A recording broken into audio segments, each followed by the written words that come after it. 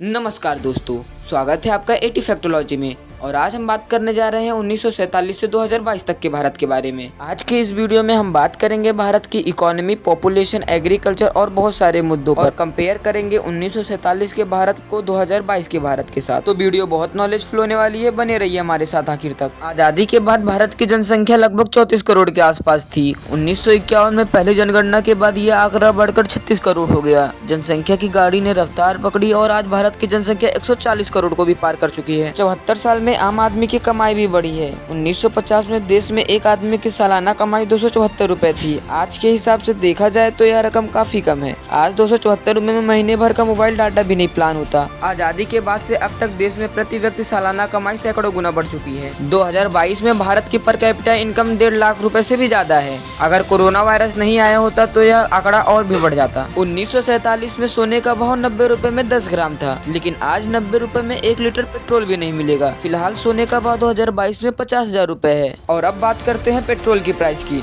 Petrol का price 1947 में केवल 27 पैसे प्रति लीटर था और आज के समय में आपको बताने की जरूरत नहीं है। 1947 में व्हीकल की संख्या 3 लाख थी, लेकिन 2022 में यह आंकड़ा बढ़कर 30 करोड़ से भी ऊपर चला गया है। उसी हिसाब से रोड की लंबाई भी बढ़ी है। जो 1947 में रोड की लंबाई 4 लाख किलोमीटर थी, वह आज बढ़कर 63 लाख किलोमीटर हो गई है। एक समय ऐसा भी था भारत में जब अनाज की किल्लत से होने वाली तबाही की आशंका जताई जा रही थी, लेकिन अब साल 2022 में वही भारत दुनिया भर के कई देशों को निश्चित खाद्यान्न संकट से बचा रहा है। बीते 7 दशक से ज्यादा वक्त में भारत दुनिया के सबसे गरीब मुल्क से दुनिया का सबसे तेजी से बढ़ने वाली अर्थव्यवस्था बन चुकी है। और फिलहाल भारत देश दुनिया के टॉप 3 अर्थव्यवस्था में शामिल होने की दिशा में बढ़ रहा है। आंकड़ों पर नजर डालें तो 1950 में भारत का कुल खाद्यान्न उत्पादन 5.5 करोड़ टन के स्तर पर था, जो कि अब बढ़कर 30.5 करोड़ टन के स्तर पर पहुंच चुका है। पिछले कई सालों में गेहूं, चीनी सहित अन्य में भारत लगातार रिकॉर्ड स्तर पर उत्पादन कर रहा है। साल 1947 में जब भारत आजाद हुआ था तो इसकी जीडीपी महज 2.7 लाख करोड़ रुपए ही थी, जो कि दुनिया की जीडीपी का 3% से भी कम का हिस्सा था। फिलहाल भारत की रियल जीडीपी 1.5 लाख करोड़ रुपए के करीब है, यानी जीडीपी 55 गुना बढ़ चुकी है। इसका दुनिया भर के जीडीपी में हिस्सा 2024 तक 10% से भी ज्यादा हो जाएगा। भारत का विदेशी मुद्रा भंडार लगभग 46 लाख करोड़ रुपए से ऊपर पहुंच चुका है,